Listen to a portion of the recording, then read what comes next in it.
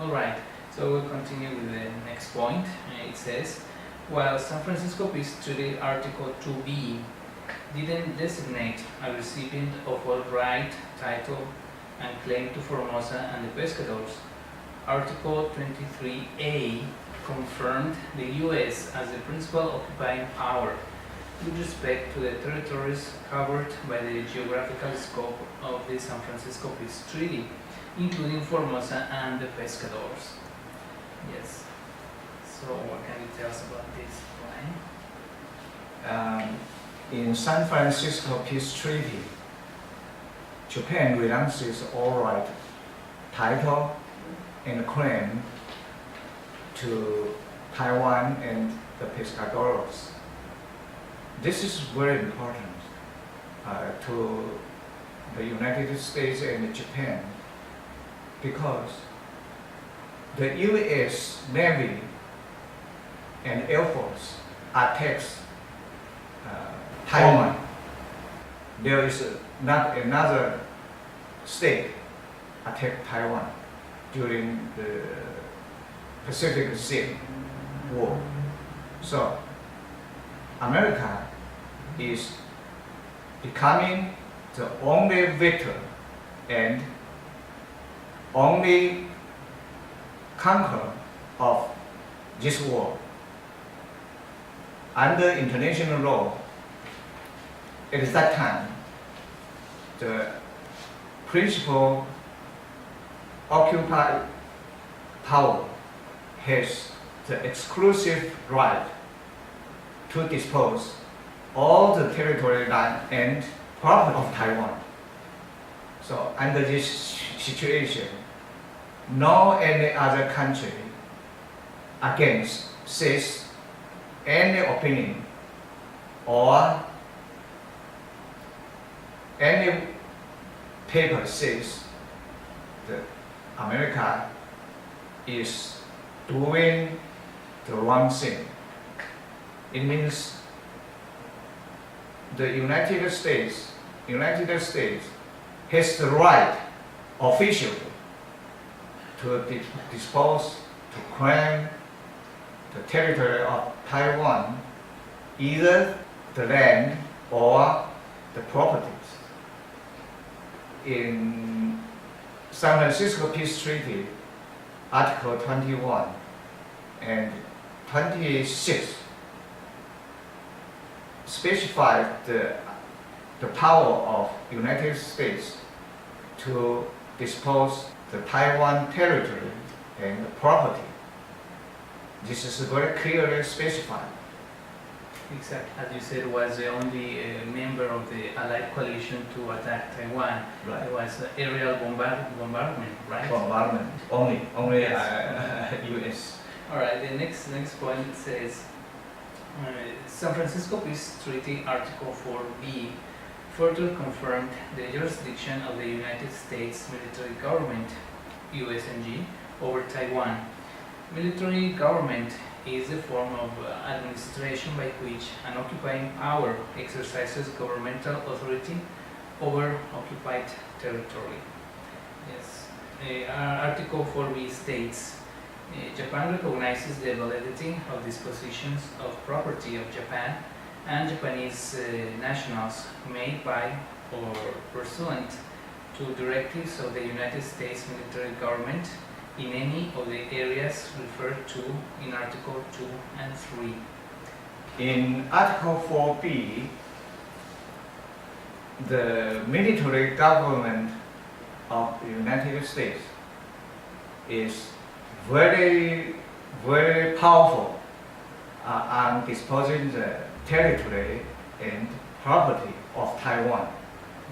You know, in this Article 4B, the United States and Japan are the only two parties concerning the disposal of Taiwan and the Pescadores territory and properties. That's clearly specified in the peace treaty. No one can say anything about that. The next point says the Treaty of Peace between the ROC and Japan, also known as the Treaty of Taipei, entered into force on August 5th, 1952, and it didn't transfer sovereignty over Taiwan from Japan to China either. You know, mainland China, I mean the PRC, and Taiwan, China, means Republic of China. Those two parties are rejected by San Francisco Peace Treaty. Therefore, Japan, under the pressure of the United States, was forced to sign a sub-peace treaty, I mean with the Republic of China. You know, the history of this treaty development, as the San Francisco Peace Treaty must be signed within 77 years after the surrender of Japan. This is the international law regulation. So all the peace treaty must be signed within 7 years after the war. San Francisco Peace Treaty was going to effect on 1952, April 28. And you know, when the Japan signed a sub-peace treaty with Chiang Kai-shek, it's 8 hours before the San Francisco Peace Treaty was coming to effect. Only 8 hours. It means the United States just hold the Congress to rectify this San Francisco Peace Treaty must be after the Japan and the Taipei Peace Treaty signed.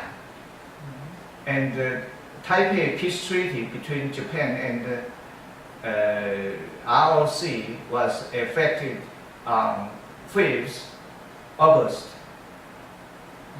1952. Yes, based on that information, right? Also, information we explained that you explained before, we can construct a timeline for the military occupation of Taiwan as follows. So, October 25th, 1945. This is the beginning of the belligerent occupation and the beginning of USMG, or United States Military Government jurisdiction over the territory. The military occupation of Taiwan has been delegated to the Chinese nationalists, or ROC.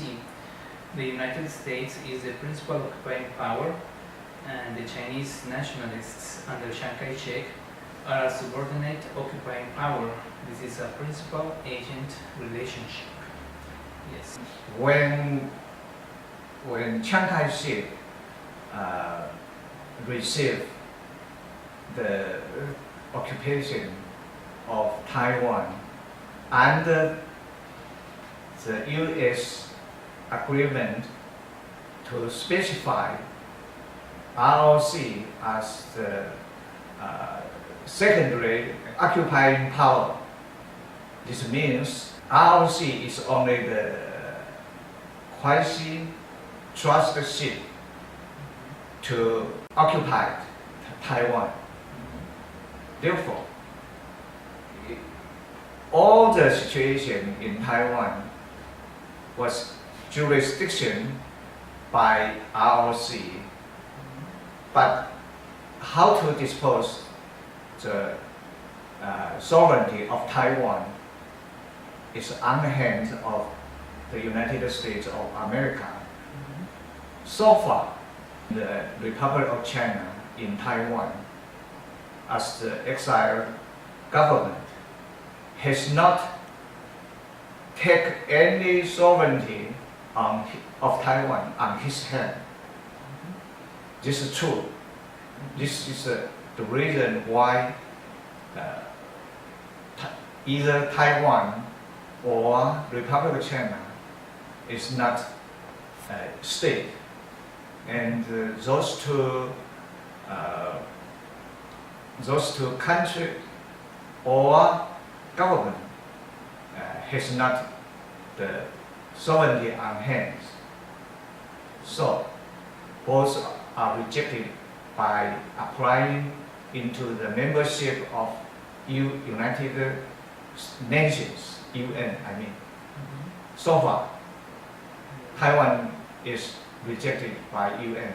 So far, Republic of China, exiled government in Taiwan, also rejected by UN. That's true. Yeah, the United States was the conqueror, so it's the principal occupying power, Yeah. right? She has the power, and nobody has this kind of power. Yeah. So far the ROC has taken they don't have the authority to do that. However, No, they no. they did it. ROC has not this power. Yes, this what they are doing is illegal. Yeah. Continuing with the timeline, right, for the military occupation of Taiwan. The next part is April 28, 1952. This date marks the coming into force of the peace treaty and the beginning of the friendly occupation. Friendly occupation is also called the Civil Affairs Administration of a military government. And so, can you explain to us what this means, Yes. right? So far as I know, the occupation of the enemy's territory must be withdrawn after within 90 days after the peace treaty coming into force. As you know, 90 days means only 3 months. But why Republic of China still occupied Taiwan for nearly 70 years? This is very unfair to Taiwanese people, to Taiwan. You know, United States was fearing that Japan cannot fight against China and get the victory to China in the war. You know, Japan only has very limited power in his self-defense military power. I think now situation is changing. Japan will be a normal country with the power to fight against any enemy, either to his territory or to his allies' territory. This kind of situation is changing and very favor Taiwan and favor Japan as well.